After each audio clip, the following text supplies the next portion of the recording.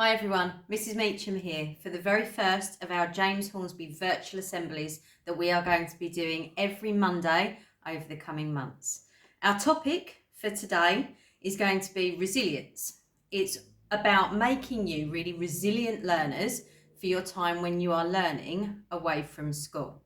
So what does resilience mean? So that's our starting point. Resilience is about being able to deal with really tough situations, being able to come through adversity. Okay, so we know that when you are learning away from school, you're going to be facing a number of challenges. There might be work that you're unsure of. You might want to be able to ask your teacher straight away to help you understand what you need to do. And this is a great opportunity to really start developing your resilience skills and your independent learning skills.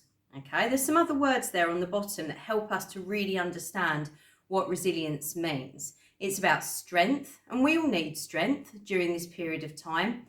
I particularly like this one, about buoyant, about staying afloat, staying on top of things. And I'm going to give you some strategies today to help you understand how to do that. It's about being hardy, and it's about being irrepressible. And that's something we can definitely say about our James Hornsby family, is we are irrepressible. We will always show our strength when we need to. So, 4 strategies that help you to be really resilient and independent learners when you are learning from home. So let's imagine you're doing a piece of work that your teacher has set you on Google Classroom or on your learning menus, and you feel a bit stuck and you're not entirely sure what it is that you need to be doing. Your first instinct might be, put your hand up, miss, can you come and help me? But we're not in a situation where we're going to be able to do that. That's why we need to develop some resilience to help you. So, point number 1, let's go to your brain.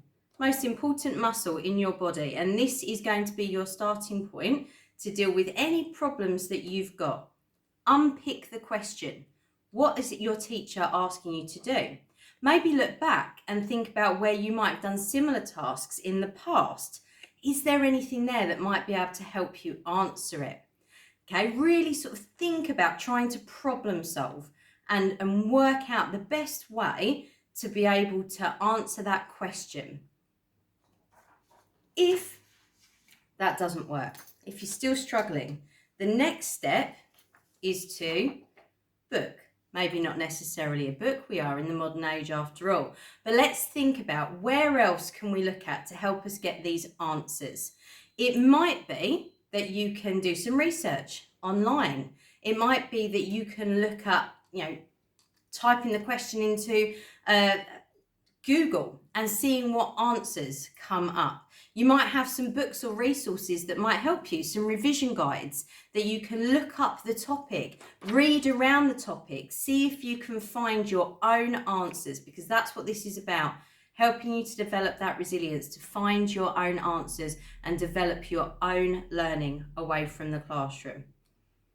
If neither of those two have yet given you that confidence to be able to answer the question, then we go to our buddy. Okay, so in the classroom, obviously this might be the person sitting next to you, but when you're at home, you're going to have some buddies around as well. Ask members of your family. It could be parents, carers, siblings. See if they can help you to complete this work, to answer these questions, to understand what it is that you need to do. Remember that you've still got your friends as well on the other end of a phone or via a computer. What a great idea it would be to join forces and have a group where you're working together on some of your online learning materials that you've been set through school. Last one. If all else fails, we go to the boss. Through Google Classroom, you have an opportunity to speak directly to your teachers. We may not be in the classroom with you at the moment, but we are here on the other end of the computer. So use Google Classroom. Make sure that you are on there, that you have downloaded your classroom codes from the school's website, that you're active in those Google Classrooms where you can talk to your classmates and you can talk to your teachers as well. I know I've been speaking to a number of my students and trying to help them through this time and this period of learning away from the classroom. So, final point, if all else fails, go to the boss. Okay, so to recap, James Hornsby family, the 4 strategies to be a really great independent learner are, first of all, use your brain.